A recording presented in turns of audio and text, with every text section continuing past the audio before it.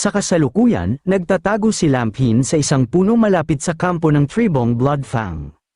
Mula sa kanyang vantage point, malinaw niyang natatanaw ang lahat ng nangyayari sa loob ng kampo. Ngumisi si Lampin nang mapansin niya na ang pinuno ng mga goblin ay hindi kasing tapang gaya ng inaakala. Sa pinagsamang lakas na 900, madali siyang mapapatamba ng ilang mandirigmang goblin. Gayunpaman, ang hulihin ng pinuno ng buhay ay ibang usapan. Dahil sa napakalaking laki ng mga goblin na ito, walang bisa ang anumang lason, hindi rin gagana ang mga paralyzing toxins, kaya kinailangan ni Lampin na mag-isip ng ibang plano. Naalala niya ang magic ng pagbind ni Aphra na ginamit sa kanya noon, at napagtanto niyang maaari itong maging kapaki-pakinabang laban sa mga goblin na ito. Napangiti siya sa ideyang ito at nagpa siya na kausapin si Aphra pagbalik niya sa kanilang tribo. Hindi nagtagal, nakabalik si Lampin sa kanyang tribo. Mukhang payapa ang lahat. Pero isa lang itong harapan at tinatago ang mga kakilakilabot na nangyayari sa loob. Dumating siya sa lugar kung saan ikinulong si Aphra. Nakahiga itong walang galaw sa lupa, ang kanyang malambot na katawan at maputing balat ay nakikita sa kanyang napunit na kasuotan. Isang goblin na may dalang timba ng mainit na tubig ang lumapit kay Lampin at masayang ipinahayag na buhay pa rin si Aphra dahil sinunod niya ang mga utos ni Lampin. Pinuri ni Lampin ang goblin sa kanyang kasipagan. Dahil ang pananatiling buhay ni Aphra ng mas matagal hanggat maaari ay bahagi ng plano ni Lampin, hindi ito dahil sa kabutihan, kundi paghihiganti. Ang mga paghihirap na kanyang pinagdaraanan ay wala pa sa kalahati kumpara sa ginawa nito sa kanya. Lumapit si Lampin kay Aphra, na nakahiga lang, umuungol, at tila hindi na lumalaban. Nagnanais na lamang itong mamatay upang makapagbayad ng kanyang mga kasalanan sa harap ng banal na ina. Umupo si Lampin sa tabi niya at gamit ang isang maligamgam na tela, pinunasan siya. Ang init ng tela ay bahagyang nagbigay ginhawa kay Aphra. Nagsalita si Lampin at sinabi kay Aphra na kailangan pa niya ng kaunting alaga bago siya muling magamit. Sa kanyang kalituhan, damilat si Aphra at nakita si Lampin, ang bangungot ng kanyang buhay. Sumigaw siya sa takot, bumangon, at humiling kay Lampin na lumayo. Nagsimula siyang magsalita ng walang katuturan, sumisigaw ng mga bagay tulad ng halimaw at nababaliw na ako. Masakit na masyado, upang patahimikin siya, sinampal ni Lampin ng malakas si Aphra sa mukha. Napatigil ang kanyang pagsigaw, at ang kanyang mga mata ay nagmistulang walang laman, puno ng takot sa kung ano ang mangyayari pagkatapos. Makalipas ang ilang sandali, niyakap ni Lampin si Aphra ng mahigpit, pinapasa ang init ng kanyang katawan sa kanya. Bumalong siya sa kanyang tainga na tapos na ang kanyang parusa. Ang mga salitang ito ay naghatid kay Aphra pabalik mula sa bingit ng pagkabaliw. Tumulo ang kanyang mga luha, basang-basa ang kanyang mga pisngi. Nanginginig siyang nagtanong kay Lampin kung totoo ang kanyang sinasabi, natatakot na baka ito'y isa na namang malupit na laro mula sa goblin. Sa isang banayad na ekspresyon, tiniyak ni Lampin na tatapusin niya ang kanyang paghihirap kung susundin ni Aphra ang isang kondisyon. Kailangan niyang talikuran ang kanyang pananampalataya.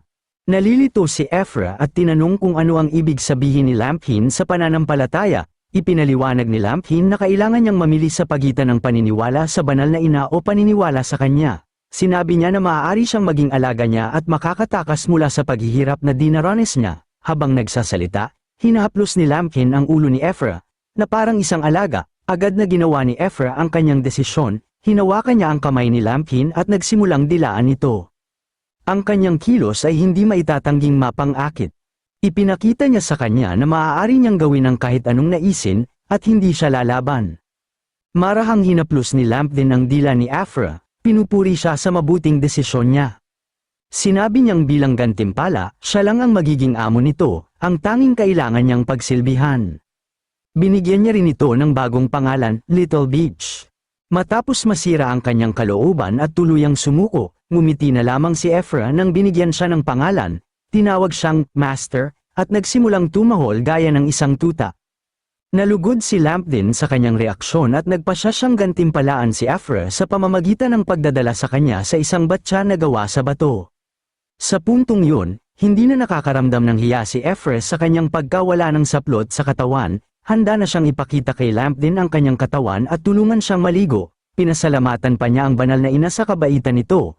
Sinabing handa siyang ibigay ang lahat para dito. Nakahiga si Aphra doon. Lubos na nasisiyahan sa pagsisilbi sa kanya ni Lampin. Ito ang sandaling sinimula ni Lampin ang kanyang plano. Tinanong ni Lambdin si Efra kung talaga bang gagawin niya ang lahat para dito, at tila nagkataon lang na may isang bagay siyang nais ipagawa sa kanya. Gusto ni Lambdin na makita si Efra na gamitin ang kanyang teknik ng banal na liwanag, ang pangalang ibinigay niya rito. Sinabi ni Efra na magagawa niya ang banal na liwanag, ngunit hindi niya alam kung ano ang nais nitong gawin niya. Matapos ipaliwanag ni Lambdin ang kanyang hinahanap, tumayo sila sa harap ng isang pedestal na gawa sa bato kung saan nakalatag ang isang aklat. Ito ang kailangan ni Efra upang may sigawa ang orasyon. Sinabi niyang nauunawaan niya ang nais nito at walang pag-aalinlangan na nagsimula siyang magbigkas ng mga dasal. Mula sa aklat, lumabas ang gintong liwanag at nagsimulang umawit ng mga incantation, isang kamanghamanghang tanawin ito, na nagpapaalala sa atin na ito'y mundo ng mahika, hindi lamang ng pagnanasa. Agad na lumitaw ang isang dambuhalang kulungan ng banal na liwanag sa kanilang harapan, eksaktong katulad ng inaasahan ni Lambdin. Pinuri niya si Efra sa mahusay niyang ginagawa. Matapos matupad ang kanyang tungkulin, sinimulan ni Lambdin na ilabas ang kanyang alaga para sa isang lakad. Hindi nagkataon na napadpad sila malapit sa selda ni Loader. Nang makita ni Loader si Efra na malaya at mukhang malusog, labis siyang natuwa, humiyaw siya. Tinatanong kung siya ba'y magaling na. Inutusan niya itong agad na wasakin ang goblin at gamitin ang kanyang kapangyarihan upang pagalingin ang kanyang katawan.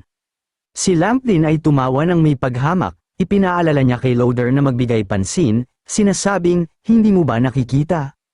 Tuluyan na siyang sumuko sa aking proteksyon, hindi makapaniwala si Loader. Paano matatalo ng isang goblin ang isang pari ng templo, na para bang patunay ng katumpakan ng kanyang amo? Lumuhod si Efra at dinilaan ang mga bote ni Lambdin tulad ng isang aso. Masayang sinabi ni Lambdin kay Efra na sabihin kay Loader na ginagawa niya ito ng kusa. Mabilis na kinumpirma ni Efra ang kanyang mga salita, sinabing lahat ng ginagawa niya ay voluntaryo. Ang mga salita at kilos ni Efra ay tuluyang nagwasak kay Loader. Alam niyang nawala na ang kanyang huling pag-asa. Napahawak si Loader sa kanyang paghihirap, naniniwala na ang ginagawa ni Lambdin ay maghahatid sa isang resulta, ang pagkalipol ng lahat ng goblin sa mundo. Ang tanging dahilan ng pag-iral niyong mga goblin, sabi niya, ay para patayin kayo ng mga tao, papaslangin kayo ng mga tao ng templo, lahat kayo. Sandaling natahimik si Lambdin nang marinig niya ang balitang yun, hindi niya inasahang may napaka-espesyal na pinagmulan si Efra. Alam niyang magpapadala ng makapangyarihang mga tao ang mga tao para iligtas siya. Matapos ng may ikling pigil hininga, nagpasalamat si Lambdin kay Loader sa pagbibigay ng mahalagang impormasyon, na sinabing nararapat itong gantimpalaan. Inutusan niya ang isang goblin na bantay, na ang pangalan ay Goblin, na alagaan ng mabuti si Loader at siguraduhin hindi ito magiging tamad. Agad na naintindihan ng goblin ang ibig sabihin ni Lambdin at pinaikot ang letigo sa kanyang kamay. Ipinangako nitong aalagaan niya si Loader. Alam ni Lambdin na nauubos na ang kanyang oras ng paghahanda, kaya't nais niyang mabilis na sakupin ang tribo ng Bloodfang, kaya hiniling niya kay Efra na sumama sa kanya upang magtulungan silang talunin at supalin ang nasabing tribo. Dahil alam ni Lambdin na kailangang matapos ito sa lalong madaling panahon. Samantala, sa Bloodfang tribe, abala rin ang lahat. Isang maliit na goblin ang nagulat sa pinuno ng tribo na handa na ang lahat ng mga paghahanda. Natuwa ang pinuno sa ulat na yun, ngayong araw ay aatake sila sa Southern Goblin tribe at dadalhin ang mga elf doon para maglibang ang mga goblin. Sa usapan na ito, naging malinaw na balak din ng mga higanteng goblin na atakihin ang tribo ni Lambdin at sabik na sila sa gantimpalang makukuha matapos manalo. Sa mga oras na yun, nakuha ang atensyon ng pinuno ng Makar. Inig siya ng sigaw. Mabilis na pumasok ang bantay na goblin at iniulat na may isang kakaibang goblin na nakapasok sa tribo at humihiling na makipagkita sa pinuno. Nabigla ang pinuno sa tapang ng goblin na iyon at nais malaman kung saan ang galing ang hamak na goblin. Dumating si Lambdin sa harap ng pinuno, magalang niyang binati ito at sinabing alam niyang isang bayani-level goblin ang pinuno, na ang talino ay halos kasing talino ng tao. Kaya't nais ni Lambdin na makipag-usap ng mapayapa. Nakita ng pinuno na kakaiba ang suot ni Lambdin at inakala niyang ito ay isang mutant na tao. Ngunit iginiit ni Lambdin na isa siyang goblin, mas matalino lang ng kaunti kaysa sa karaniwang goblin. Sa kabila nito, tila nawalan na ng pasensya si Lambdin. Tumingin siya sa paligid at ipinakilala ang sarili bilang pinuno ng tribo ng mga baliw, at sinabing ang pakay niya sa pagpunta roon ay ang hulihin ang kanilang pinuno. Para sa natitirang mga goblin, binigyan sila ni Lambdin ng dalawang pagpipilian, sumuko o mamatay. Nagalit ang pinuno ng Bloodfang sa banta ng maliit na goblin at bahagyang nabigla nang malaman niyang ito ang pinuno ng tribo na nagpaalipin sa mga elf. Sinabi ni Lamdin na may magagandang mga lahi ang pinuno at inutusan siyang sumuko at sumali sa kanyang tribo, ngunit itinuturing itong isang insulto ng pinuno. Inisip ng pinuno na hangal si Lamdin sa pagsasabi ng ganoong mga bagay. Hinawakan ng pinuno ang ulo ni Lamdin gamit ang kanyang malaking kamay at sinabing tumahimik ito. Natuwa siya na dumating si Lamdin mismo. Pagkatapos patayin si Lamdin at lahat ng goblin sa kanyang tribo, ang mga tao at elf doon ay magiging kanila. Muling nag-alab ang mga goblin sa pangakong gantimpala at hinimok ang pinuno na patayin na si Lamdin. Inisip ni Lamdin na napakahanggal nilang lahat at nasayang na ang sapat na oras doon. Kung hindi lang niya gustong hulihin ng buhay ang pinuno, hindi na sana siya nag-aksaya ng oras. Nang matapos siyang magsalita, kumilos na si Lamdin, hinugot niya ang kanyang kutsilyo at mabilis na pinutol ang isang braso ng pinuno. Ang biglaang pag-atake ay nagdulot ng labis na pagkagulat sa kanya at hindi niya ito naiwasan. Bumagsak ang kamay ng pinuno sa lupa, na ikinagulat ng mga goblin sa paligid. Nakahandusay ang pinuno sa lupa, sumisigaw sa sakit, at inutusan ng kanyang mga sundalo na patayin si Lamdin agad. Agad na sumugod ang mga goblin papunta kay Lamdin, determinado silang patayin siya bilang paghihiganti. Kumpiyansa, itinaas ni Lamdin ang kanyang kamay at inutusan ng mga nakatagong goblin na ipakita ang kanilang sarili. Sa isang iglap, napaslang ang mga goblin mula sa Bloodfang tribe ng matutulis na bakal na sibat. Lubos na nagulat ang mga goblin sa biglaang paglitaw ng mga ito, at nagtaka kung saan nanggaling ang mga umatake. Ang mga goblin ni Lamdin ay nakakuha ng kakayahang magkubli at kumilos ng tahimik, mga kasanayang nakuha nila matapos kainin ng mga lalaking elf. Sila ang nagsilbing mga assassin ng tribo. Tinanong ng mga goblin ni Lamdin kung sisirain na ba nila ang tribo, at sumang-ayon si Lamdin. Inutusan niya ang lahat ng nakatagong goblin na lumabas at patayin ang lahat ng mabilis. Maraming mandirigmang goblin ang lumitaw, dala ang sorpresa at matatalas na sandata, at mabilis nilang pinaslang ang mga goblin ng Bloodfang tribe. Naisip ng pinuno ng Bloodfang tribe na naloko siya. Dumating si Lamdin dito na nagpapanggap na makikipagkasundo para gulatin sila. Lahat ng atensyon ay nakatutok kay Lamdin, ngunit pinlano na ng pinuno ang pagtakas. Sa kanyang lakas, madali itong magagawa at walang makakapigil sa kanya. Ngunit bago tumakas, nais niyang gawin ang isang bagay, patayin si Lamdin, ang pangit at tusong goblin. Sumugod ang pinuno kay Lamdin gamit ang buong lakas ng kanyang kamao, ngunit nanatili lang si Lamdin doon, nakangiti ng mapang-asar. Ito ang sandali kung saan gagamitin ni Lamdin si Ephra. Sa oras na tawagin ang kanyang pangalan, ginamit ni Ephra ang kanyang kapangyarihan, isang hawla na gawa sa liwanag ang mabilis na nagpakita. Ikinulong ang pinuno sa loob nito, nagpumiglas ang pinuno at sinira ito. Ngunit hindi siya makaalis, napagtanto niyang isa itong light magic spell, na hindi dapat nagagawa ng isang goblin. Habang sinasabi niya ito, isang gulat at litong ekspresyon ang lumitaw sa kanyang mukha nang makita niyang may isang tao na nakaluhod sa harap ni Lamdin, parang aso. Hinaplos ni Lamdin ang ulo ni Ephra, pinuri siya bilang isang mabuting aso. Sinabi niya na mas lumakas pa si Ephra matapos sumali sa madilim na panig at ipinangako na gagantimpalaan siya pagbalik nila. Nagsimulang umungol si Ephra na parang maliit na aso, tila nasisiyahan sa papuri ng kanyang amo, at hindi niya nakalimutan ipagmalaki ang kanyang kaakit-akit na hubog. Makalipas ang ilang sandali, nakagapos na at nakahandusay sa lupa ang pinuno ng Bloodfang tribe, ngunit patuloy pa rin itong tumangging sumuko, walang tigil sa pagmumura kay Lamdin. Hindi nag-alala si Lamdin, kontento siya sa naging resulta at sinabihan ng pinuno na manahimik na lang at tanggapin ang katotohanan. Isang bagong araw ang sumikat sa tribo ng mga goblin sa loob ng piitan. Nakahandusay ng walang buhay ang pinuno ng tribong Bloodtooth, ang kanyang malaki at mabagsik na katawan ay nakatali sa isang malaking bato, habang dugo ang bumabaha sa paligid niya. Malapit sa kanya ay naroon si Lamdin, may hawak na maliit na kutsilyo, patunay sa nakakatakot na eksenang kanyang isinagawa.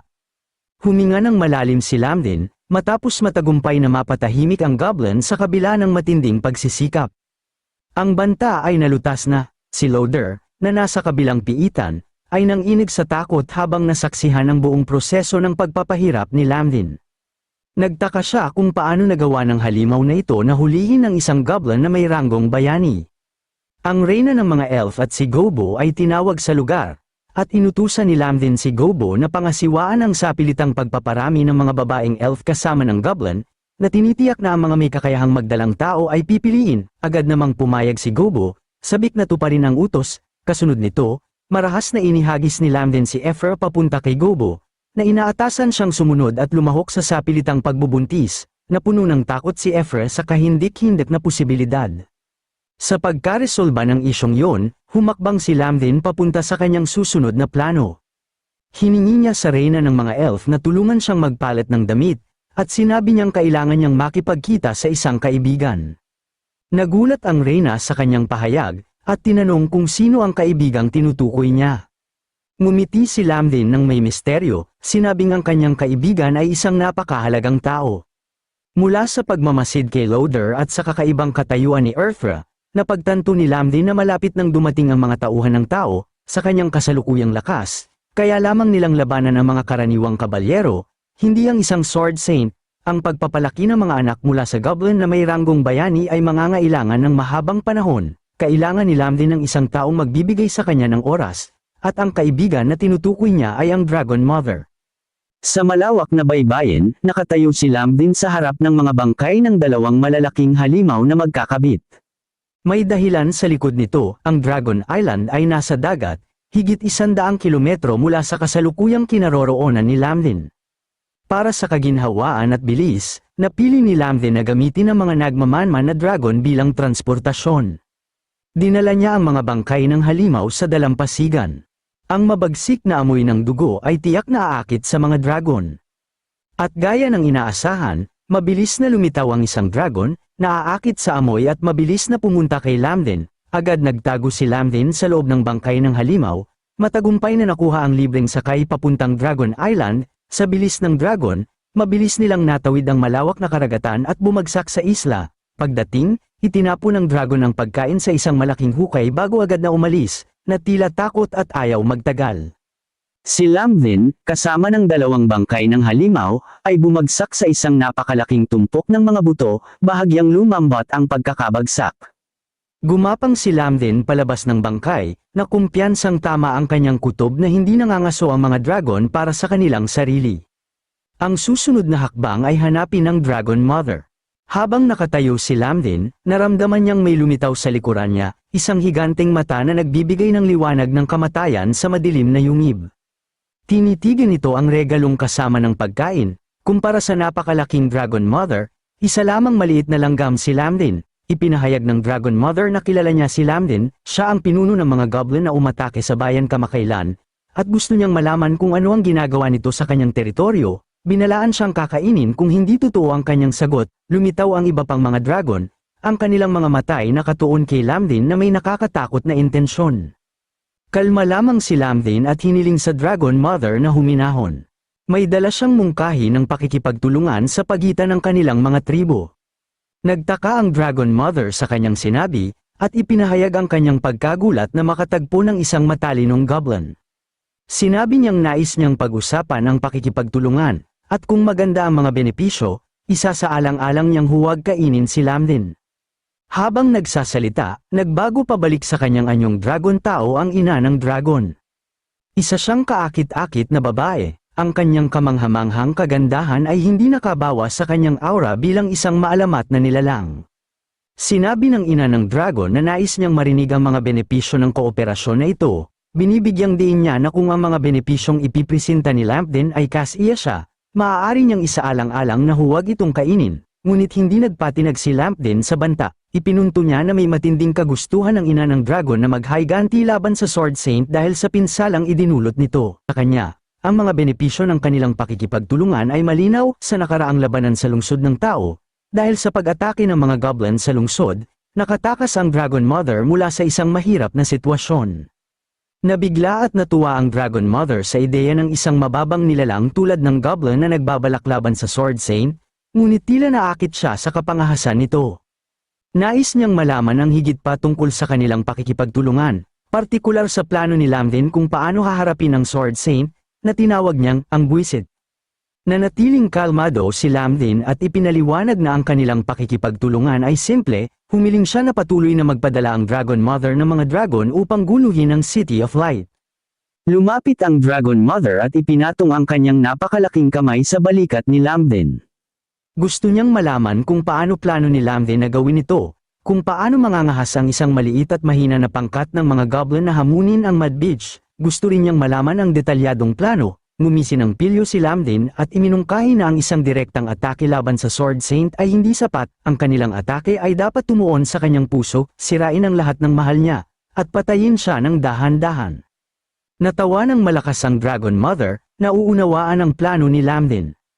Ang paggamit sa mga goblin bilang mga kasangkapan upang pumatay ng hindi kasangkot ang mga dragon ay eksakto sa nais niya. Nakaramdam si Lamdin ng kasiyahan, ang kanilang pag-uusap ay tila nagbunga, at nabuo ang alyansa. Pumayag ang Dragon Mother, ngunit hindi niya inaasahan na makatagpo ng isang matalinong goblin sa kanilang lahi. Habang lalo niyang tinititigan si Lamdin, lalong nahuhumaling siya rito. Napag-isipan ng Dragon Mother na mag-alok ng gantimpala kay Lamdin. Naiintindihan ni Lamdin kung ano ang ibig sabihin ng gantimpalang iyon, at ang pag-iisip tungkol sa mga dragon sa kanilang panahon ng pag-init ay nagdulot ng takot sa kanya. Sinabi niya na hindi akma ang kanyang maliit na katawan para sa ganitong klaseng gantimpala. Nabigo ang sagot niyang ito kay ina ng mga dragon, kaya't nagpasya siyang magbigay ng ibang gantimpala sa kanya. Bumalik tayo sa eksena ng tribo ni Lin Tien, kung saan ang mga tolda ay pinalitan ng mga kahoy na bahay at napapalibutan na ng protektibong pader. Isang kahoy na tulos ang nakatayo sa gitna ng tribo, at nakagapos dito si Loader. Ang takot at pagkabahala ay nakaukit sa kanyang mukha habang nagtataka kung bakit hindi pa dumarating ang mga kabalyero upang iligtas siya. Naniniwala siyang kung mananatili siya roon, tiyak na siya'y pahihirapan hanggang mamatay ng mga goblin. Determinado si Loader na makatakas at pinag-iisipan ang kanyang mga opsyon. Ngunit napapaligiran siya ng mga goblin. Habang nagmumuni-muni, biglang naliwanagan ang kanyang mga mata nang makita niya ang isang nakakatakot na bagay na bumababa mula sa kalangitan. Nang tingnan niya ng mas mabuti, napagtanto niyang ito ay isang dragon. Tumili si Loader sa takot, na nagpatawag ng atensyon ng mga goblin sa pagdating ng dragon. Nagmakaawa si Loader na pakawalan siya, natatakot na baka siya'y sunugi ng apoy ng dragon. Ang tanawin ng dragon ay nagdulot ng pangamba sa mga goblin. Kinuha nila ang kanilang mga sandata, handang lumaban, at nagtataka kung bakit naroon ang dragon. Habang papalapit ang dragon, napansin nila na may nakasakay dito. Hindi umatake ang dragon, ngunit maingat itong lumapag sa gitna ng tribo. Agad na nakilala ng lahat si Lamdin na nakasakay sa likod ng dragon. Bumaba si Lamdin, at nagdulot ito ng matinding kasiyahan sa mga goblin. Inutusan niya ang dragon na manatili sa loob ng tribo at huwag pumunta sa mga kalapit na lugar. Tumugon ang dragon sa pamamagitan ng serye ng malalim na ungol, na nagpapahiwatig ng pagsang-ayon nito. Pagkatapos lumayo ni Lamdin mula sa dragon, ang mga goblin, na nagkaroon ng lakas ng loob dahil sa kanyang presensya, ay agad na lumapit, nagtatatalon sa tuwa, at inilarawan si Lamdin bilang napaka-cool. Ang buong pangyayari ay nagbigay ng kilabot kay Loader. Ang unang pumasok sa kanyang isip ay, si Lamdin ba ay totoong goblin? Pinanalangin niya na mabilis na dumating ang mga kabalyero. Samantala, sa lungsod ng liwanag, naibalik na ang lahat sa dati nitong karangyan. Ang pinsalang dulot ng pag-atake ng mga dragon ay naglaho na. Ngayon, isang hukbo ng mga pan-reinforcement mula sa kabisera ang dumating. Sila ay mga makapangyarihang mga kabalyero. Lahat ay nanumpa ng katapatan sa Sword Saint.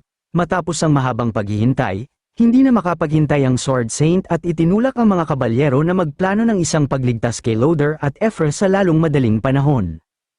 Sa kasalukuyan, si Lanshan ay abala sa kanyang sistema, na sumusunod sa kasalukuyang kwento na nagtutuon sa paglilinang ng ikatlong henerasyon ng mga goblin. Nagtamo ka ng magagandang resulta mula sa iyong mga patagang pag-atake sa lungsod ng liwanag, sa tribo ng Blood Faint, upang labanan ang Sword Saint at ang hari ng mga tao. Tinuruan mo sina Gobo at Kasana sa kagubatan ng mga demonyo. Pagkatapos ng isang buwan, maaabot mo ang level 50, si Gobo ay maaabot ang level 60, at si Kasana ay maaabot ang level 45. May tatlong opsyon. Kung hindi sapat ang iyong lakas, ipagpatuloy ang pagpapalakas sa pamamagitan ng pagpatay ng mga halimaw sa kagubatan at makakakuha ka ng walang puntos. Dakpin ang mga bihag at paramihin pa ang mga goblin, at makakakuha ka ng 10 puntos. Pabilisin ang proseso ng pag-upgrade at lumipat sa susunod na yugto. Pagkatapos ng isang buwan, makakakuha ka ng 20 puntos. Habang pinag-iisipan ni Lamdin ang mga opsyong ito, napansin niyang ang paglitaw ng ikatlong opsyon ay nangangahulugang walang mga pag-atake mula sa mga tao sa malapit na hinaharap. Dahil sa kanyang kuryosidad, pinili ni Lamdin ang ikatlong opsyon, Pagkapili niya nito, isang singsing ng liwanag ang bumalat sa kanyang katawan at agad na inihayag ng sistema ang pagpapabilis ng oras, hindi sapat ang karanasan na maaari niyang makuha sa Demon Forest, ngunit ikinagulat ni Lampdin na maaaring isagawa ang bagong simulasyon pagkatapos lamang ng isang buwan, na may gantimpala ng 20 puntos at 20 na pagtaas sa kanyang kalusugan. Nagising si Lampdin na hindi komportable, habang ang kanyang katawan ay nahihirapan sa pag-adjust sa pinabilis na oras. Sa kasalukuyan, si Lampdin ay nasa level 50, may 850 HP, 270 lakas, at 300 depensa, na may kabuuang lakas na 1,000, ngunit nadama ni Lampdin ang pagkadismaya dahil ang kanyang kabuuang lakas ay hindi gaanong tumaas, ang kanyang pag-iisip ay naputol nang may kumatok sa pinto, si Gobo, na pumasok na may labis na pag-aalala sa mukha. Ininform siya tungkol sa nangyayari sa mga bagong silang na goblins.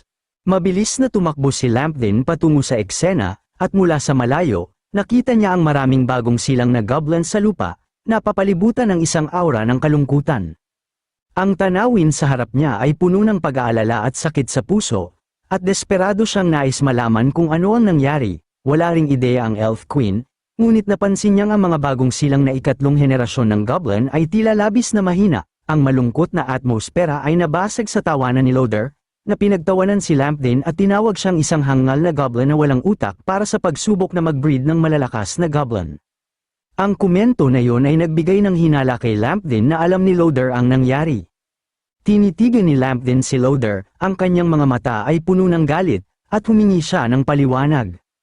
Pinagsasaluhan ni Loader ang galit ni Lampdin at lalo pang tumawa. Ipinaliwanag niya na ang mas mataas na antas ng goblin, mas mahirap itong mabuhay. Akala mo ba'y kaya mong sakupin ang mundo sa pamamagitan ng pagpaparami? Nakatitig si Lampdin ng malamig kay Loader, pinasalamatan siya sa impormasyon. Ngunit sa pagkakataong ito, huli na ang sinabi ni Loader, humarap si Lampdin kay Godman. Nakatayo sa malapit at ibinigay sa kanya si Loader. Mula sa sandaling yun, maaari nang gawin ni Godman ang nais niya kay Loader, ngunit hindi niya ito pwedeng hayaang mamatay. Masaya si Godman sa ayos na ito. Ang naunang saya ni Loader ay naglaho at napalitan ng labis na takot. Sumigaw siya kay Lampdin, tinatawag itong isang malupit na halimaw at nanumpa na hindi siya nito mapapatawad kahit nasa kamatayan. Hindi pinansin ni Lampdin ang mga rant ni Loader at nagsimula siyang mag-isip, huli na para magtayo ng mga bagong hero level na goblin, ngunit desperado siyang nangangailangan ng marami sa mga ito. Kung wala ang mga ito, halos imposibleng talunin ang Sword Saint. Naisip niya kung may paraan bang mapataas ang kanyang antas. Sa sandaling yon, isang mukha na may nakakatakot na mga mata ang lumitaw sa likod niya. Ito ang dragon na dinala niya pabalik, ang biglaang paglitaw nito ay nagulat kay Lampdin. Nagtataka siya kung ano ang nangyayari sa dragon, alam niyang ang isang dragon sa kanyang hit cycle ay labis na delikado at nagtataka siya kung ano ang balak nitong gawin. Sa isang kisap mata, ang malaking dragon ay nag-transform sa isang petit na babae na may kaakit-akit na mga kurba. Nang makita ang nakabighaning batang babae sa kanyang harapan, napagtanto ni Lampdin ang mahiwagang regalo na ipinangako sa kanya ng Dragon Mother. Bago makapag-react si Lampdin, ang batang babae ay tumalon sa kanya na may purong kasiyahan sa kanyang mukha.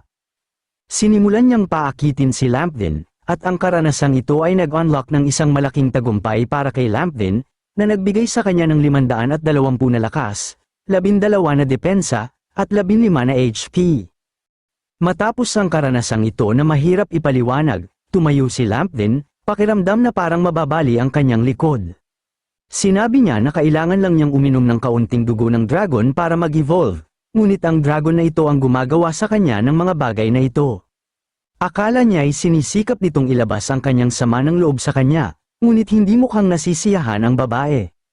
Muli siyang sinugod nito, malupit pala ang mga dragon sa ganitong bagay, hindi sapat ang isang round, gusto pa ng maraming round, kaya mapapasubo talaga ang bida natin dito sa babaeng dragon. Malamang ito na ang sagot sa problema ng bida, ang mag-crossbreed sa isang dragon para magluwal ng malulupit na mga goblin. Gayunpaman, sa panahon ng kanilang mating season, nagdala ang Dragon Girl ng maraming benepisyo kay Lampdin, ngunit hindi pa rin siya nasisiyahan. Patuloy siyang nagtatangkang makuha ang atensyon ni Lampdin, na nagdulot sa kanya ng pag-aalala sa kanyang nabaling likod. Upang maantala ang sitwasyon, itinuro ni Lanthin ang mga goblin sa malayo at sinabi sa Dragon Girl na tuparin ang kanyang misyon na tulungan silang mag-evolve sa pamamagitan ng pagbabahagi ng ilang dugo ng dragon bago ipagpatuloy ang kanilang mga pribadong usapan. Agad siyang tumakbo patungo sa mga goblin na may nakakagulat na bilis, sabik na tapusin ang kanyang gawain at makabalik kay Lanthin. Ang kanyang mabangis na ekspresyon at kamanghamanghang bilis ay nagpasindak sa mga goblin. Samantalang ginamit ni Lanthin ang sandaling ito upang makahanap ng paraan upang makatakas. Habang bumabagsak ang gabi, nagdaos ang tribo ng goblin ng isang malaking pagdiriwang. Nagsayawan ang mga goblin sa paligid ng bonfire, sabik na ipinagdiwang na salamat sa dugo ng dragon. Lahat sila ay nag-evolve sa malalaki at matatabang mga goblin. Nagtanaw si Lanthin mula sa malayo, na lubos na nasiyahan sa bagong lakas na kanilang natamo. Salamat sa dugo ng dragon, siya at ang kanyang mga tagasunod ay nag-evolve sa antas ng bayani, subalit ang kanilang kabuuang lakas ay hindi pa rin sapat. Upang mapanatili ang kanyang posisyon bilang pinuno, nagpasya si Lanthin na kailangan nilang magkaroon ng mas mahusay na mga sandata. Inutusan niya ang sistema na buksan ang shopping center, at iba't ibang mga item ang lumitaw sa kanyang harapan. Natuwa siya na nakapag-ipon siya ng 180 puntos, sapat upang makabili ng ilang mga high-end na item. Matapos tingnan ng mga pagpipilian, napansin ni Lanthin ang isang espesyal na sandata, ang Elemental Crossbow. Ang sukat nito ay perpekto para sa long-range at stealth attacks, na may kakayahang sumipsip at magpalabas ng mga palaso na may mga katangian ng tubig, apoy, hangin, kidlat, at lason. Sunod, nakita niya ang isang kakaibang talem na may kakayahang harangan ang 3 bare-handed na atake. Kahit na nagkakahalaga ito ng 80 puntos, nagpasya si Lanthin na bilhin ito. Naniniwalang makakatulong ang sandatang ito sa kanyang buhay sa mapanganib na mga sitwasyon. Habang hawak niya ang Elemental Crossbow, naging mausisa si Lanthin na subukan ito. Sa mga sandaling yon, si Loader ay nakatali pa rin sa isang kahoy na poste. Parang naramdaman niya na may mangyayari sa kanya. Naging katotohanan ang mga takot ni Loader nang piliin ni Lanthin siya bilang unang kandidato upang subukan ang kanyang bagong sandata. Habang dahan-daang lumalapit si Lanthin, nagtanong si Loader nang may nerbiyos kung ano ang balak niyang gawin, at doon, naging unang nakaranas si Loader ng kapangyarihan ni Lanthin sa antas ng bayani. Habang sinusubukan ni Lanthin ang crossbow, sa hindi kalayuan, isang pangkat ng 4 na bayani ang umuusad ng mas malalim sa teritoryo ng mga goblin. Ang purple-haired na archer girl ay patuloy na nagreklamo sa pagpasok sa isang nakaboboring na lugar. Naniniwala siyang hindi sulit ang pagod na ihandog sa mga low-level na nilalang gaya ng mga goblin. Kung alam ko lang na kailangan naming maglakbay ng ganito kalayo, sana ay nanatili na lang ako sa lungsod upang tulungan ang Sword Saint na labanan ang mga dragon. Sabi niya, isang knight sa grupo ang nagbigay ng payo na huwag magreklamo. Pinapaalala sa kanya na abala ang Sword Saint sa pagtatanggol sa lungsod mula sa Dragon Mother, kaya't nakasalalay sa kanila ang pag-aasikaso sa mga goblin. Isa itong pagkakataon upang kumita ng merito nang hindi masyadong gumagawa ng pagsisikap. Biglang nagbago ang atmosfera nang magbigay ng babala ang mage ng grupo na may paparating. Sa loob ng ilang sandali, isang higanteng gagamba na may mahahabang binti at matutulis na pangil ang lumitaw sa kanilang harapan. Ang mage ay halatang kinakabahan dahil mayroon siyang malalim na takot sa mga gagamba. Bago makakilos ang grupo, mabilis na nagpalabas ang purple-haired archer ng isang palaso na madaling nakapatay sa gagamba. Nagsalita siya ng may pagwawalang bahala na ito ay isang level 3 monster na walang dapat ipag-alala. Gayunpaman, nanatiling maingat ang kanilang kapitan at pinayuhan ang grupo na manatiling alerto. Mula sa distansya, isang kakaibang figure ang nagsimulang lumapit. Sa ilang segundo, isang giant goblin na may 4 na braso ang lumitaw sa kanilang harapan. Ito ay isang goblin sa antas ng bayani, ngunit hindi ito nagdulot ng pag-aalala sa grupo. Nakakatiyak sila sa kanilang lakas at naniniwala na ito ang pinuno ng mga goblin na kanilang pinunta. Nagsimula silang mag-isip na maswerteng maaari nilang tapusin ang misyon ng madali. Ang giant goblin ay umuungol ng may galit. Umuuga ang nakapaligid na gubat sa kanyang nakakatakot na echo. Agad na nag-form ang hero party ng battle stand sa utos ng kapitan. Ang mage at archer ay inutusan na magbigay ng long-range support habang ang kapitan at isa pang knight ay naghahanda na sumugod sa halimaw. Ngunit bago sila makagalaw, nagsalita ang heavily armored knight. Walang dahilan upang magmadali, napatay mo na ang maraming mga goblin sa daan dito. Hayaan mong ako na lang ang humawak sa isa na ito. Tumingin ng kapitan sa knight na may pangamba. Binanggit ng armored knight na napatay niya ang maraming giant goblin noon, ngunit ito ang unang pagkakataon na humarap siya sa goblin sa antas ng bayani. Matapos ang kaunting pag-aalinlangan, nakita ng kapitan ang tiwala sa ugali ng kanyang kaibigan at pumayag, umaasa sa lakas ng kanyang kasama. Ang knight ay ngumiti bilang pasasalamat at pagkatapos ay nakatuon ang lahat ng kanyang lakas sa kanyang spear, nakalikha siya ng enerhiya sa dulo nito at pinakawalan ng kanyang pirma na atake, ang Storm Spear. Sa buong isip niya, ang spear ay tumama sa goblin sa napakabilis na bilis, at tiwala ang knight na hindi makakaiwas ang goblin dito. Ngunit habang lumilipad ang spear patungo sa target, ang tanawing umusbong ay nag-iwan sa buong pangkat na nagulat. Ang goblin ay hindi man lang natamaan, sa halip ay walang kahirap-hirap na nahuli ang spear na tila ito ay isang laruan lamang. Ang knight ay nanatiling frozen, nanginginig sa hindi pagkapaniwala. Ang kanyang tinig ay umuugong sa takot, walang paraan. Paano niya nahuli ang atake na yun? Naglaganap ang takot nang walang kahirap-hirap na ibinato ng giant goblin ang spear pabalik sa kanila. Umusok ang kapitan at inutusan ng mage na mag-cast ng protective magic shield agad. Ang nagniningning na shield ay umikot sa kanilang apat, ngunit sa pagtama ng spear, unti-unting nag-crack ito. Mas lalong lumalim ang takot ng kapitan nang mapagtanto niyang labis niyang pinahahalagahan ang lakas ng isang goblin sa antas ng bayani. Ang dating mayabang na purple-haired archer ay nawalan ng lahat ng kumpiyansa. Sumang-ayon siya na malakas ito, ngunit hindi ito makatiis sa kanyang mga ranged na atake at sa kabutihang palad, isa lamang ang goblin dito. Subalit bago siya makapagsalita, damapo ang matinding sakit sa kanyang pandama. Ang kanyang katawan ay natusok ng isang matulis na kamay mula sa likod. Isang mas maliit ngunit mas mabilis at mapanganib na goblin ang gumamit ng stealth technique ng elf upang isagawa ang isang asasinasyon.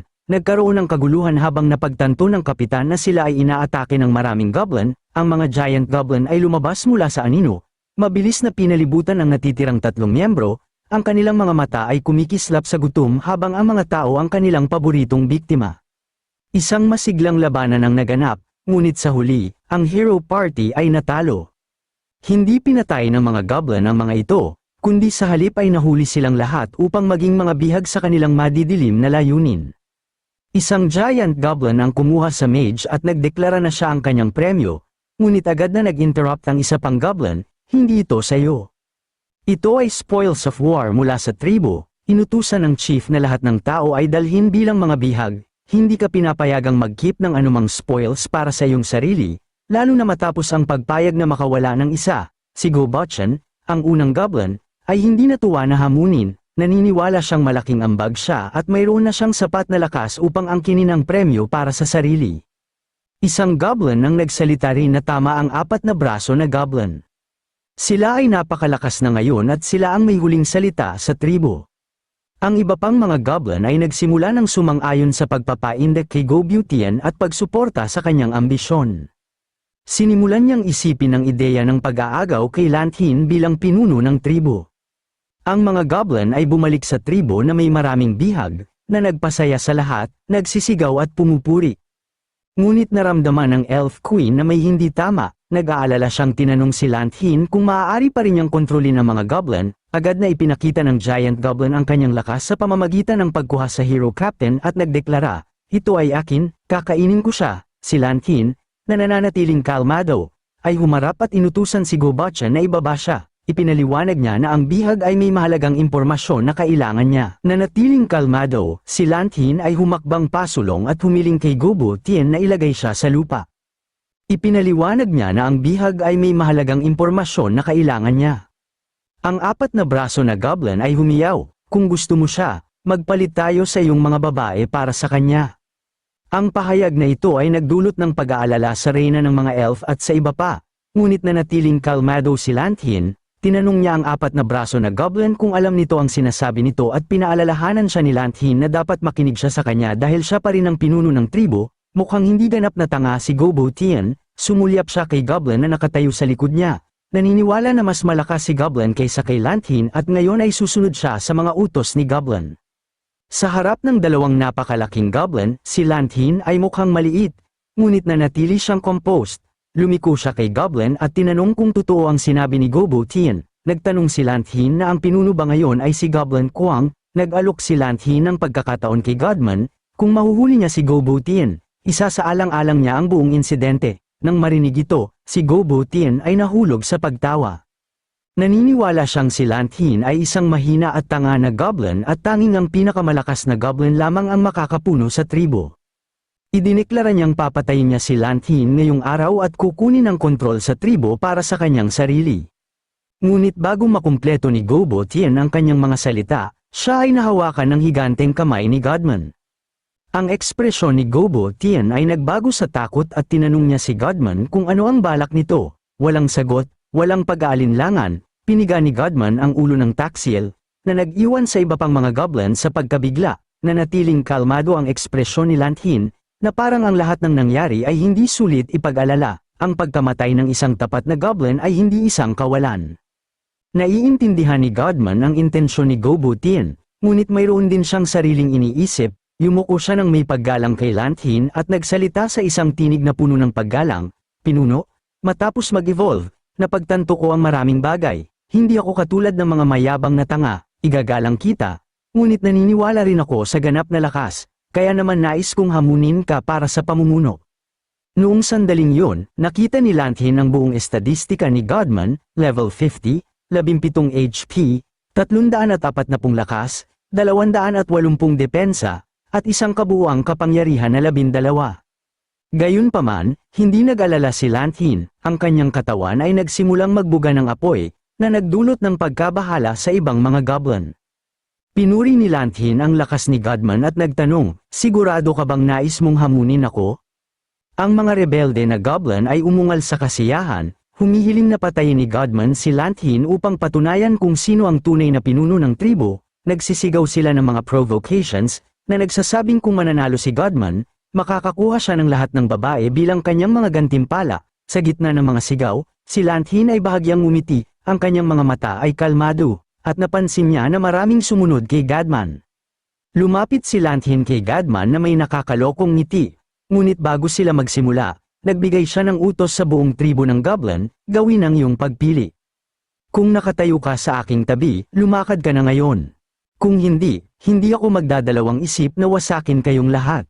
Ang tao na kapitan na nakahiga sa lupa ay nagulat nang makita si Lanthi na gumagamit ng mahika, ngunit iniisip pa rin niya si Lanthi bilang isang karaniwang goblin at nakaramdam ng swerte na ang mga goblin ay nasangkut sa isang panloob na alitan. Ito na ang kanyang pagkakataon na makatakas. Naniniwala siya na mabilis na matatalo si Lanthi dahil masyadong malaki ang agwat ng kapangyarihan ng dalawang panig. Kahit na maaaring gumamit si Lanthi ng mahika, magiging walang silbi ito. Mabilis na nahati ang tribo ng goblin sa dalawa. Sa isang bahagyang ngiti, napansin ni Lanthi, mukhang mas marami ang nagtitiwala sa kanya kaysa sa kay Godman. Ilan lamang ang handang sumunod sa kay Godman. "Sigurado ka bang nais mong ipagpatuloy?" Itinaas ni Godman ang kanyang malaking espada, idineklara na iba siya sa ibang mga goblin. Nakipaglaban siya para sa isang layunin, ang maghanap ng kapangyarihan. Nagsimula ang laban ng mabilis, naglunsad si Godman ng sunod-sunod na malupit na atake kay Lanthi, ngunit madali lang na nakaiwas si Lanthi sa bawat pagsalakay. Habang pinapanood ang laban, ang tao na kapitan ay lubos na nagulat, hindi niya inaasahang kikilo si Goblin ng mabilis at may ganitong puwersa, lalo na sa makapal na kagubatan. Ngunit madali lamang na nakaiwas si Lanthi, at nagsimulang magduda ang kapitan sa kanyang mga paunang palagay tungkol sa tunay na lakas ni Lanthi. Matapos ang patuloy na pag-iwas at pagpapanatili ng distansya, pinuri ni Lanthi si Godman bilang isang mahusay na kalaban. Pagkatapos, sa isang mabilis na galaw, inilabas niya ang kanyang crossbow at tinutok ito kay Godman. Ang palaso ay sumugod na puno ng kapangyarihan ng apoy. Nagulat si Godman, lalo na sa bilis ng palaso, hindi siya nakaiwas at nagpa siya na harapin ang atake gamit ang kanyang armas. Nang sumalpok ang palaso sa espada ni Goblin, isang pagsabog ang umalingawngaw sa hangin, ngunit nanatiling nakatayo si Goblin. Nagulat si Lanthi na nagawa ni Goblin na tiisin ang kanyang atake. Agad pagkatapos noon, sa kamanghamanghang bilis, nagpakita si Goblin sa harap ni Lanthi at inatake siya gamit ang buong lakas. Sa harap ng makapangyarihang saksak, ngumiti lang si Lanthi. Isang napakalaking pagsabog ang sumiklab sa gitna ng nayon, isang tanawin na puno ng takot para sa tao na kapitan at sa mga tagapagsubok dahil sa lakas ng Goblin. Ang ibang mga goblin ay nagmamasid na may pangangamba sa gitna ng pagsabog, at nang bumagsak ang usok at alikabok, ang tanawin ay nag-iwan sa lahat ng mga goblin sa labis na pagkabigla. Madali lang na nahadlangan ni Lanthin ang atake ni Goblin gamit ang isang kamay, sa kanyang kabilang kamay, hawak niya ang kanyang crossbow na nakatutok ng diretso kay Godman. "Malakas ka," sabi ni Lanthin ng kalmado, "ngunit sa kasamaang palad, hindi ka makakatapat sa akin." Natapos na ang laban, wala nang lakas si Godman upang ipagpatuloy at lumuhad siya sa harap ni Lanthin, tinatanggap ang kanyang pagkatalo at naghihintay ng kamatayan. Nanatiling kalmado ang ekspresyon ni Lanthin habang tahimik na nag-isip kung saan natutunan ni Godman ang lahat ng ito at napansin na si Godman ay mukhang isang goblin na may kapansin-pansing lakas ng loob. Sa malayo, ang mga rebelde na goblin ay nanginginig sa takot, lahat ay lumuhad at nagmamakaawa kay Lanthin ng awa, nangako na hindi na muling magrebelde, na nagtataguyod ng kanilang walang hanggang katapatan. Tiningnan ni Lanthin ang mga ito na walang bahid ng simpatiya. Ang mga taksil ay isang malaking banta at kailangan silang tanggalin upang matiyak ang hinaharap ng tribo. Inutusan niya ang kanyang mga tao na pagalingin si Goblin, na sinabing bibigyan niya ito ng pagkakataong mabuhay kung mananatili itong tapat. Nagulat si Goblin sa pahayag na ito, ngunit hindi naging maawain si Lanthin sa ibang mga Goblin. Inutusan niya ang mga tapat na Goblin na patayin ang mga taksil. Sa mga sandaling yon, ganap nang gumaling si Goblin. Nagpasalamat siya kay Lanthin sa kanyang awa at sa pagligtas sa kanyang buhay, na nangako na mananatiling tapat kay Lanthin mula sa araw na iyon. Nag-alok din si Goblin na siya mismo ang humawak sa pagpatay sa mga rebelde. Napakalakas ng kapangyarihan ni Goblin, at walang pagkakataon ng mga rebelde na makalaban at mabilis silang pinatay. Nang matapos ang pagpatay, inutusan ni Lanthin ang natitirang mga Goblin na kainin ang mga taksil upang mapalakas ang kanilang lakas. Umiindak ang tribo ng Goblin, sumisigaw ng pangalan ni Lanthin, na nagpapakita ng kanilang ganap na katapatan sa kanilang pinuno. Ang kapitan na nakahiga sa lupa ay napuno ng takot, na may tanong na umuulit sa kanyang isip, "Anong uri ng halimaw ang iyong pinukaw? Hindi ito isang karaniwang Goblin, ito ay isang nilalang na kayang gawin ng buong imperyo na manginig." Dahan-daang naglakad si Lanthin patungo sa kapitan na may malamig na ngiti sa kanyang mukha. "Pasensya na sa pagpapakita ng ganitong hindi perpektong pagtatanghal," sabi ni Lanthin, na tila walang pakialam. Biglang nagsalita siya, at kinausap ang kapitan. "Ngunit, kapitan, talagang naisip mo bang makakatulong sa iyo ang mga basura na ito? Lahat ng ito ay kasalanan ng Sword Saint." Nagtatago siya sa lungsod tulad ng isang duwag, na nawawala ng pagkakataon na lipulin ang tribong ito bago pa sila maging ganito kalakas. Pinaikot ng kapitan ang kanyang ulo at tinignan si Lanthin. Ang kanyang tingin ay puno ng galit, dahil sa sinabi ni Loader. Nagsisi siya sa matindi niyang pagtitiwala dito, at sinabi "Napasobrahan ko ang pagtaya sa iyo. Ngunit huwag kang maging masyadong mayabang." Sa sandaling patay ng Sword Saint ang Dragon Mother, pamumunuan niya ang mga Royal Knights upang sirain ang buong lugar na ito. Tawang nakakaaliw si Lanthin, nakalmado at umupo sa harapan ng kapitan. "Akala mo ba ang Dragon Clan ay nagdulot ng gulo sa lungsod ng mag-isa? Interesante. Pero natutuwa akong marinig na mukhang maayos ang takbo ng mga bagay sa Dragon Mother." Lumawak ang mga mata ng kapitan habang tinamaan ng masakit na pagkaunawa. Lahat ng nangyayari sa lungsod ay bahagi ng plano ni Lanthin. Tinutukan niya si Lanthin sa kanyang kalmadong mukha, na alam niyang maaaring patayin ang isang kabalyero ngunit hindi kailanman mapahiya. Sa halip na maranasan ang parehong kapalaran ni Loader, nais ng kapitan ang isang mabilis na kamatayan, umaasang ibibigay ito sa kanya ni Lanthin. Nirerespeto ni Lanthin ang tapang ng tao, na kinikilala siya bilang isang taong karapat-dapat sa respeto, ngunit sa kasamaang palad, hindi na siya tao. Sa mga kaaway, wala nang puwang para sa awa. Ibinigay ni Lanthin ang huling kahilingan ng kapitan, itinuturing itong maliit na kilos ng awa. Samantala, sa lungsod ng liwanag, ginaisang ng walang kabataran ng Sword Saint sa mga nagmamadaling tawag ng kanyang nasasakupan. Umupo siya na may inis at nagtanong, "Anong nangyari at bakit ka nag-aalala? Katatapos lang ng pag-atake ng dragon, bumalik na ba ang mga kabalyero?" Napanganga ang sundalo at nag-stammer, "Opo, Sword Saint, bumalik na ang mga kabalyero." Ngunit sa kanyang tono, may naramdaman siyang hindi tama, kaya't inutusan ng Sword Saint na magsalita ng malinaw. Nang nanginginig na ipinaliwanag ng sundalo, lahat ng mga Silver Blade Knights ay nawasak, Isang kabalyero na lang ang nakabalik. Ang balitang ito ay nag-iwan sa Sword Saint na naguguluhan, hindi siya makapaniwala sa kanyang narinig. Paano nagawa ng isang pangkat ng mga goblin ang ganitong bagay? Pagkatapos magpalit ng damit, nagmamadali siyang nagtungo sa templo upang alamin ang kalagayan ng natitirang buhay na knight. Ipinabatid sa kanya ng mga madre na kritikal ang kalagayan ng knight, at ang kanyang mga sugat ay labis na malubha, na kahit ang mga healing potion ay walang epekto.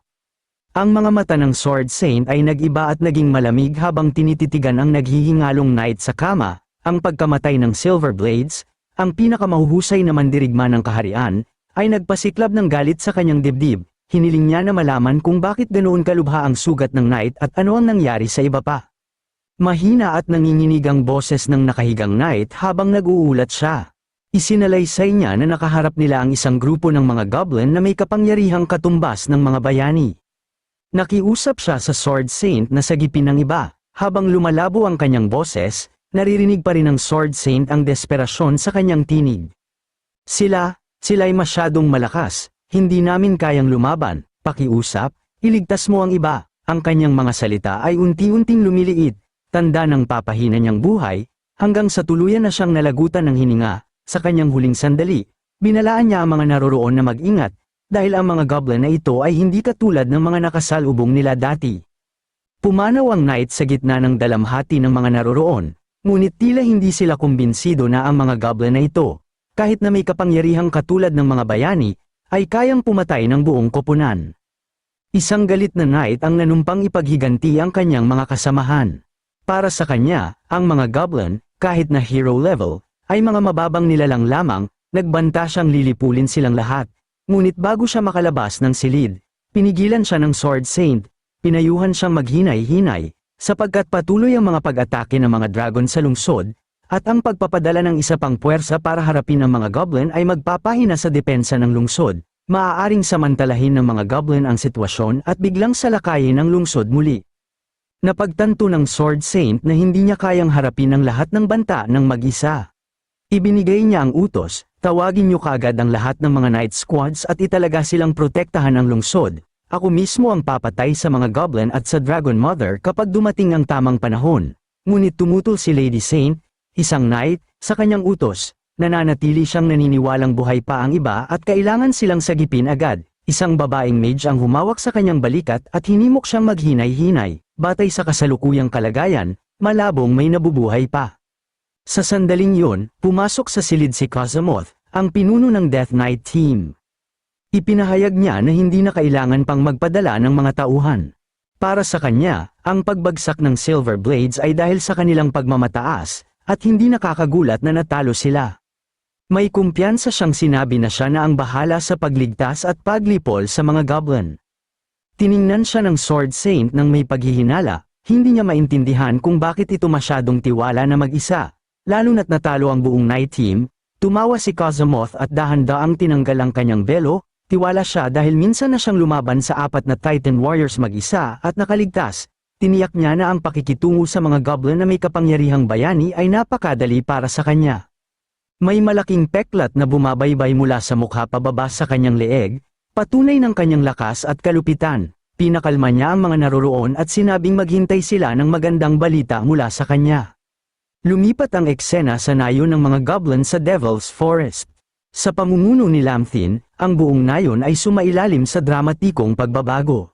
Naging paraiso ito para sa mga goblin. Sa paglipas ng panahon, handa nang magpatupad ng isa pang simulation si Lamthin. Ang kanyang layunin, harapin ang sangkatauhan. Nais niyang gabayan ang mga higanteng goblin, makipag-alyansa sa Dragon Mother, at bumuo ng isang tribong bayani. Dagdag pa rito, nais niyang alisin ang mga rebelde, pagtibayin ang kapangyarihan ng hari, at pataasin ang katapatan ng mga goblin at elven. Gayunpaman, hindi nagtagal ang mapayapang panahong ito, naglunsad ng bigla ang atake si Kazamoth sa kanilang tribu sa utos ng Sword Saint, layuning patayin si Lamthin. Kahit na natalo si Kazamoth, malaki ang pinsalang dinanas ng tribu, mahalaga ang simulation na ito para kay Lamthin, ngunit nakakatawa para sa kanya na may naglakas loob na umatake sa kanilang tribu. Nagtataka si Lamthin kung kaya nga bang mag-isa ni Kazamoth na magdulot ng ganoong kalaking pinsala sa kanyang tribo. Ngayon, may 3 opsyon siyang pagpipilian para sa simulation na ito. Isa, Ilikas ang tribo upang makaiwas sa pagtugis. 2. Maghanda para sa atake ni Kazumov at hintayin siyang umatake. 3. Agresibong atakihin si Kazumov at patayin siya. Agad na tinanggal ni Lampin ang ideya ng paghihintay sa atake ni Kazumov, sapagkat ayaw niyang magdusa ang kanyang tribo. Upang mabawasan ang bilang ng mga biktima, pinili niya ang ikatlong opsyon, ang maging agresibo at siya mismo ang umatake kay Kazumov. Pagkatapos niyang piliin ito, lumabas ang mensahe mula sa sistema na nagsasabing ito ay magiging isang labanan na magtatakda ng kanyang buhay o kamatayan, at binati siya ng sistema ng good luck. Tumanggap din si Lampin ng 20 puntos mula sa sistema at karagdagang 20 puntos para sa kanyang kalusugan. Ang simulation ay natapos, at ang susunod na simulation ay magsisimula sa loob ng 3 araw. Ngunit hindi nakumbinsi si Lampin, ang kabiguan ng sistema na magbigay ng tiyak na resulta ukol sa mananalo ay nagdulot ng kaunting pagkabalisa sa kanya. Nalaman niyang malakas si Kazumov. Kaya bago gumawa ng anumang aksyon, nagpasya siyang mag-imbestiga tungkol sa background ni Kazumov. Ang target ng kanyang impormasyon ay si Loader. Nang marinig ni Loader ang pangalan ni Kazumov, bigla siyang natuwa at tumawa ng parang baliw. Labis siyang nalugod nang malamang nagpakita si Kazumov, at nakita niya ito bilang pagkakataon upang siya'y mailigtas. Sa kanyang labis na kagalakan, binalaan ni Loader si Lampin na malapit na ang kanyang kamatayan at na si Kazumov ay isang napakalakas na mandirigma na pumatay ng maraming Titans gamit ang kanyang mga kamay lamang. Habang pinagmamasdan ang patuloy na pagtawa ni Loader, napansin ni Lampin na mayroon itong ganap na tiwala sa lakas ni Kazumov. Nais niyang maintindihan kung ano ang ibig sabihin ni Loader sa mga Titan Warriors. Masayang ipinaliwanag ni Loader na ang mga Titan Warriors ay mga mabagsik na nilalang na nilikha ng Kalabang Imperyo. Sila ay malalaking nilalang na genetically modified gamit ang mga genes ng Titan, at kaya nilang talunin ang mga level 5 na halimaw gamit lamang ang kanilang mga kamay. Sa puntong yun, sobrang natuwa si Loader at sumigaw, "Lahat kayo'y magwawakas na, mamamatay kayong lahat." Napangiti si Lampin sa mga natanggap na impormasyon, napagtanto niyang may kakayahan nga si Kazumov. Patuloy ang pagtawa ni Loader habang sinasabihan si Lampin na hintayin na siya'y balat sibuyas at patayin ni Kazumov. Minasahe ni Lampin ang kanyang baba at nag-isip na unawaan niyang kailangan niyang maging mas maingat, mas mabuti nang magpadala siya ng mga especially iya upang sukatin ang lakas ni Kazumov. Samantala, si Kazumov ay naglakbay mag-isa papunta sa Devil's Forest. Sa kanyang paglalakbay, wala siyang nakitang kahit anong halimaw na napakakaiba. Hindi nagtagal, nakarating siya sa lugar ng labanan sa pagitan ng grupo ng hero-level goblins at mga knights. Nakita niya ang mga bakas ng dugo at mga kalat na kagamitan sa lupa. Walang awa siyang tumawa. Itinuring niyang walang silbi ang mga ito. Malalim siyang huminga, at sinabi sa sarili na ang amoy ng dugo sa hangin ay nagbibigay sa kanya ng labis na kaginhawahan. Nag-isip siya, iniisip kung makakaranas siya ng isang masayang pagpatay sa lugar na ito sa pagkakataong ito. Pagkatapos niyang maglakad ng kaunti, nakarinig siya ng isang sumisigaw ng tulong. Huminto siya, nagtatanong kung saan nanggagaling ang tinig. Ang demonic na kagubatan ay nababalot ng makapal na ulap ng hamog. Ang katahimikan ay napuputol lamang ng matatag na ritmo ng mga yapak ng kabayo ni Kazumov at ang kaluskus ng mga tuyong dahon sa ilalim nito. Matalim ang kanyang mga mata, sinusuri ang bawat nabubulok na puno, habang ang kanyang pagkabalisa ay pinalakas ng marahang sigaw ng tulong na kanyang narinig. Si Kazumov, palaging maingat, ay pinahinto ang kanyang kabayo sa ligtas na distansya. Sa harapan niya, sa ilalim ng isang bumagsak na bulok na puno, ay isang batang babae na may gintong buhok. Maputla ang kanyang mukha, may mga bakas ng luha, at nanginginig ng walang tigil ang kanyang katawan. Ang mga hikbi niya ay bumabasag sa kakaibang katahimikan ng kagubatan. Nagtanong si Kazumov nang may pag-uusisa, "Sino ka?" Tumingala ang babae, at ang kanyang mga mata ay basang-basa ng luha. Sa sandaling iyon, nakilala ni Kazumov ang babae, si Efra. Isang alon ng emosyon ang damaloy sa kanya, isang halo ng sorpresa at kasiyahan. Si Efra, na akala niyang patay na, ay nasa harapan niya. "Pakiusap, tulungan mo ako," mahina niyang bulong, halos nawawala ang lakas ng kanyang tinig. Ang hindi inaasahang pagkikita ay pansamantalang nagpaluwag sa bantay ni Kazumov, at nagsimula siyang lumapit. Ang babae ay nagsimulang maglakad patungo sa kanya. Ang tinig puno ng desperasyon, "Nakatakas ako mula sa tribo ng goblin, pero si Loader ay patay na." Bagaman ang mga salita ni Efra ay yumantig ng damdamin kay Kazumov, nanatili siyang malamig at walang emosyon. Hindi niya pinansin ang kanyang sakit, at nakatuon siya sa mahalagang impormasyon. Saan ang tribo ng Goblin? Tanong niya. Nanginginig si Ephra, tila natulala, at itinuro ang direksyon sa harapan, doon, pero napakatakot na lugar. Nang makuha ang sagot na kanyang hinahanap, walang pag-aksaya ng oras si Kazumov at pinaandar muli ang kanyang kabayo. Sumigaw si Ephra sa pagkataranta, nagmamakaawa na sumama, ngunit malamig lamang na sumagot si Kazumov. Huwag mo akong abalahin, dumiretso ka, may mahalaga akong misyon. Alam ni Kazumov ang dahilan ng kanyang pagkawalang bahala. Bilang isang bihasang adventurer na may titulong Despair Knight, mayroon siyang kakayahang pataasin ang kanyang lakas kapag nakikipaglaban ng mag-isa, isang 30% pagtaas sa lahat ng kanyang katangian at karagdagang 20% para sa bawat kalabang matatalo niya. Walang limitasyon ang pag-boost na ito, na magpapatuloy hanggang matapos ang kanyang mga laban.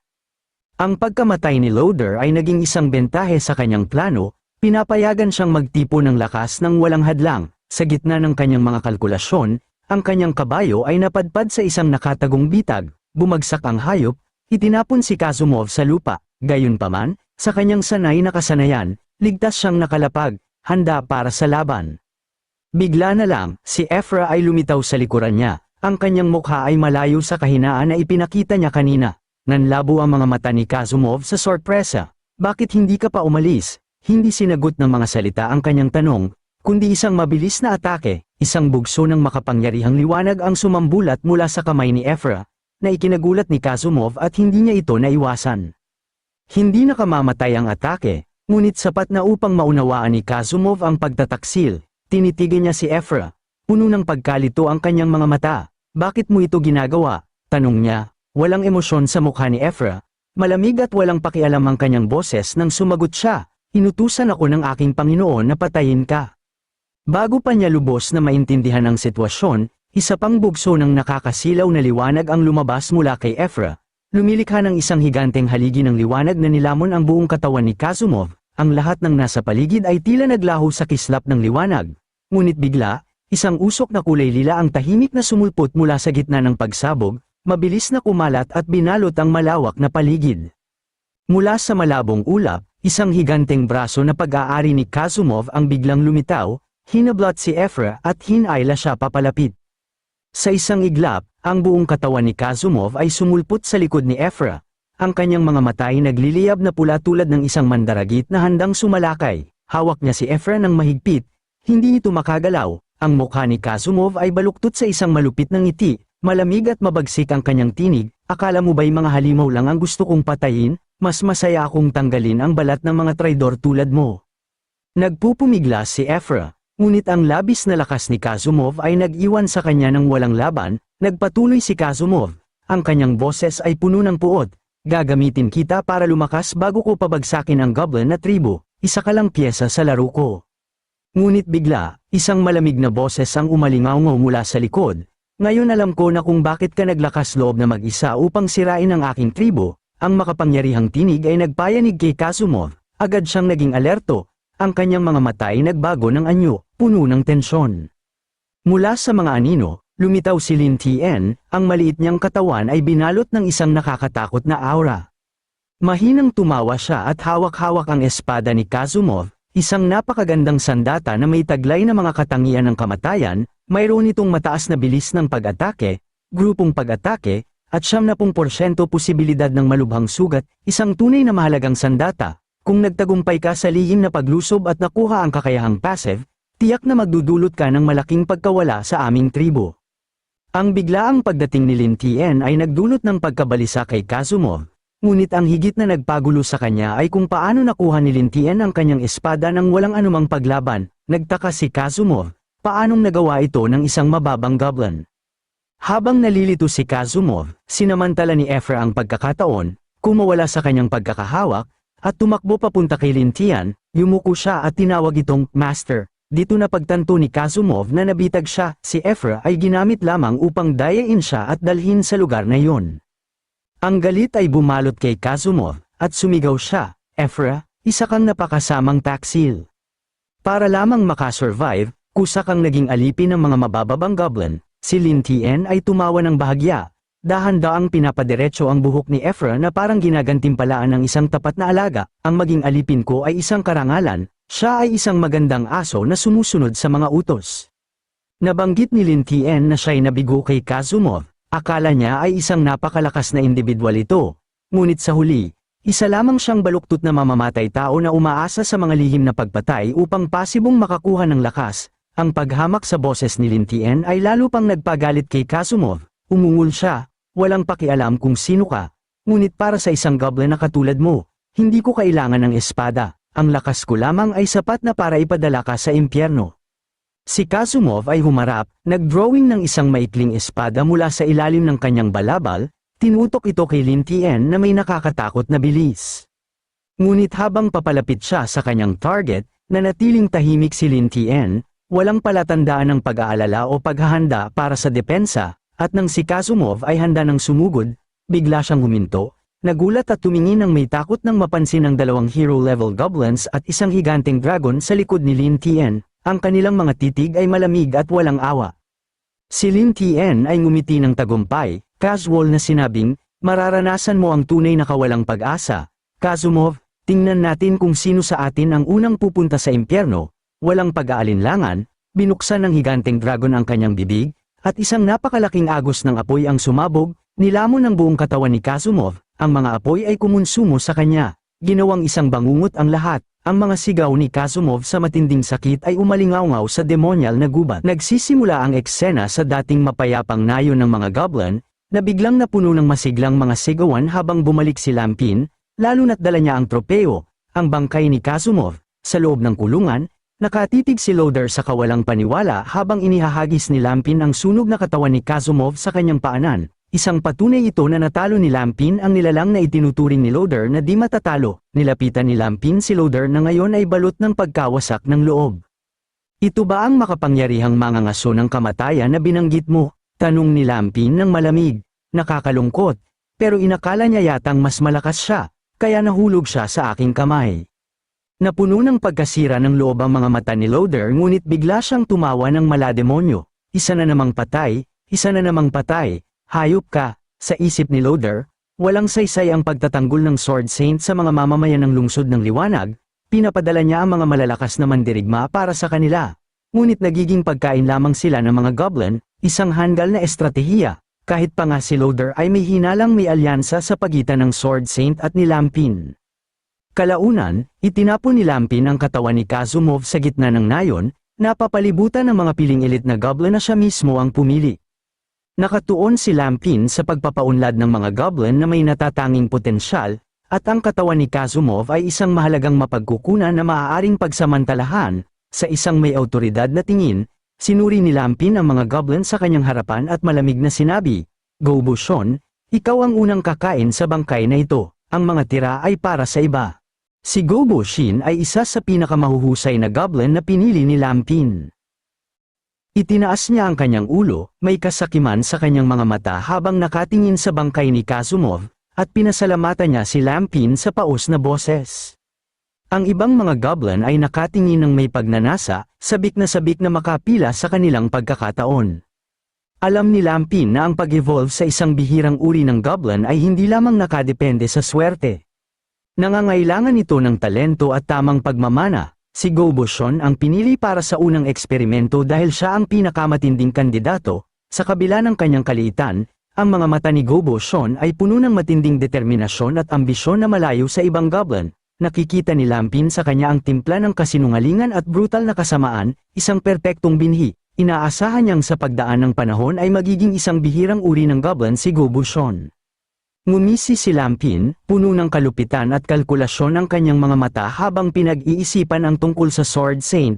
Na-review niyang mabuti ang sistema at napagtanto niyang mayroon lamang siyang 3 grupo ng mga kabalyero na may makabuluhang lakas. Ngayon, talo na ang Silver Sword Knights at tila maayos na ang lahat ayon sa kanyang plano. Ang balita ng pagkatalo ni Kazumov ay tiyak na magpapahirap sa Sword Saint. Upang bumawi, kailangan niyang kumilos at mag-higanti. Pakiramdam ni Lampin na ito ang perpektong oras upang gamitin ang simulation system upang makita ang mga susunod na kaganapan. Kaagad niyang inutusan ang sistema na simulan ng simulation. Nang matapos ang simulation, Kumikislap ang mga mata ni Lampin sa tuwa at nagkomento siya, ang Sword Saint ay si Kim, at nanalo ako sa larong ito ng talino, sa kanyang Golek, iniutos niya kay Gobo Shon na ipunin ang lahat ng goblin. Bukas, isasagawa nila ang isang malaking misyon, at nagkaroon ng ingay ng pagkasabik ang lahat ng goblin. Ipinahayag ni Lampin na sa pagkakataong ito, sila ang magtatanggal ng lahat ng banta.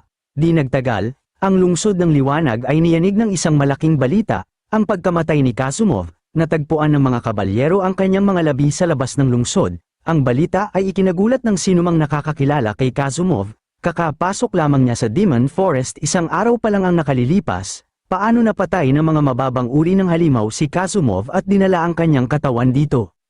Mabilis na napagtanto ng Sword Saint na ang kanilang sunod-sunod na pagkabigo na lipulin ang mga goblin, kasama ang tuloy-tuloy na panliligalig ng mga dragon, ay lalong nagpapalala sa sitwasyon. Hindi ito maaaring maging simpleng pagkakataon lamang, tiyak na ito ay isang pakana ng masamang dragon at mga goblin. Ginagamit nila ang mga sibilyan sa lungsod ng liwanag bilang mga bihag, pinapaikot at hinahayaang mamatay ng unti-unti. Hinding-hindi na tayo pwedeng manatiling tahimik, bulong ng Sword Saint habang ang kanyang mukha ay balot ng galit na dulot ng paghihiganti. Inutusan ng Sword Saint ang pagkakaroon ng pagtitipon ng lahat ng miyembro ng Battle Cry Brigade. Para sa kaligtasan, nagpadala siya ng isang grupo ng mga kabalyero pabalik sa kapital upang humingi ng karagdagang puwersa habang naghanda ang Sword Saint at ang kanyang hukbo upang lusubin ang Demon Forest. Kapitan, kahit pagsabayin natin ang pagsakay at pagkain, aabutin pa rin ang hindi bababa sa 4 na araw bago tayo makarating sa kapital. Kung aalis tayong lahat, sino ang magpoprotekta sa lungsod mula sa mga dragon? Sabi ng isang kabalyero, mabilis akong tumakbo. Hayaan niyo akong magpunta mag-isa sa kapital para humingi ng tulong, ang iba naman ay manatili dito para ipagtanggol ang lungsod. Isang babae sa likuran ang nagsalita ng may pag-aalala. Sa palagay niya, ito lahat ay bahagi ng plano ng Sword Saint. Nag-aalala siyang baka mambush sila ng mga goblin sa daan, at kung mangyari yon, umaasa siyang may isa sa kanila ang makakatakas para magdala ng balita at humingi ng karagdagang puwersa. Naniniwala siya na sa kasalukuyang lakas ng Sword Saint, hindi magiging malaking hamon ang lumabas ng lungsod upang patayin ang mga goblin o dragon. Subalit, sa ngayon, hindi kakayanin ng Knights Brigade ang mga goblin o dragon, hindi sasapalaran ng Sword Saint dahil kung sasalakayin niya, maaaring magamit ng isa sa mga puwersa ang pagkakataon para sakupin ang lungsod ng liwanag. Sumang-ayon ng kapitan sa kanyang pagsusuri. Naniniwala siyang sabay-sabay na ipagtanggol ang lungsod at ang Knights Brigade ay lagpas sa kakayahan ng Sword Saint, kaya't ang pagtawag ng karagdagang puwersa ang pinakamatinong estratehiya. Ang kanilang trabaho ngayon ay mabilis na makabalik sa kapital. Ngunit na-anticipate na ni Lampin ang kanilang plano, agad na huminto ang Knight Squad nang matuklasan nilang sira ang tulay na suspension bridge sa kanilang harapan. Habang tinitingnan ng nag-iba ng tulay, nadama ng dalaga sa grupo ang matinding kaba. Sigurado siyang hindi ito aksidente. Kung mananatili sila roon, mapapahamak sila. Sinabi niya sa kapitan na maghanap ng ibang daan agad. Ngunit mariin siyang tinutulan ng kapitan. Iyon ang pagkakamali, aniya. Ang nasirang tulay na ito ay malinaw na senyales na gusto nila tayong pumili ng ibang ruta at ambusin tayo doon. Ngunit kung gumuho na ang tulay, siguradong wala na sila dito. Dito tayo pinakaligtas. Sa tiwala ng kapitan, inutusan niya ang buong grupo na mabilis na ayusin ang tulay bago magdilim. Nagtrabaho silang lahat ng masigasig, at bago magdilim, natapos nilang ayusin ang tulay. Punong-puno ng kumpiyansa at wala ni Kititing na pag-aalinlangan, sinimulan nilang tumawid sa tulay. Ngunit hindi nila inaasahan na lahat ng ito ay bahagi ng kalkulasyon ni Lampin. Habang nasa tulay ang Knight Squad, isang malaking anino ang biglang tumakip sa liwanag ng araw. May unti-unting kaba na bamalat sa kanila at nang tumingala sila, halos tumigil ang tibok ng kanilang puso. Isang dambuhalang dragon ang nakalutang sa himpapawid, at lalo pang nakakatakot ang tanawin ng isang goblin na nakatayo sa likod ng dragon. Wala nang pagdududa ang Knight Squad, sigurado silang may madilim na alyansa sa pagitan ng mga dragon at goblin sa Demon Forest. Ngunit ang mapait na katotohanan, tila huli na ang lahat. Mula sa itaas, humalakhak si Lampin ng mapanukso. Ang kanyang tawa ay tila isang patalim na sumasaksak sa dangal ng mga kabalyero. Mabilis kayong kumilos, hindi nyo pinili ang ibang ruta, ngunit inayos nyo ang tulay. Natatakot ba kayong maambush ko kayo? Ang kanyang tinig ay puno ng paghamak. Namangha ang kapitan sa tanawin, hindi makapaniwala sa kanyang naririnig habang nakikinig sa isang goblin na nagsasalita ng matatas na parang tao, na puno ng galit ang kanyang mga mata. Ikaw ang Samira sa tulay na ito, sigaw niya, handang patayin si Lampin kaagad. Ngunit bago siya makakilos, huminga ng apoy ang dragon, muling winasak ang tulay, nagkagulo ang buong Night Squad sa pagtakas mula sa nagngangalit na apoy, sa kabutihang palad, nagawa nilang makatawid sa tulay nang hindi nahulog sa bangin, ngunit mas nakakatakot ang katotohanang ang kanilang tapang ay tila nasunog ng mga apoy, ang takot ay nagsimulang lamunin ang bawat isa sa kanila. Nagsimulang sumigaw ang kapitan sa kawalang pag-asa, minumura ang mga hayop na goblin at nanunumpa na mahuhuli niya at pagpapahirapan si Lampin ng dahan-dahan hanggang sa ito'y mamatay sa matinding pagdurusa.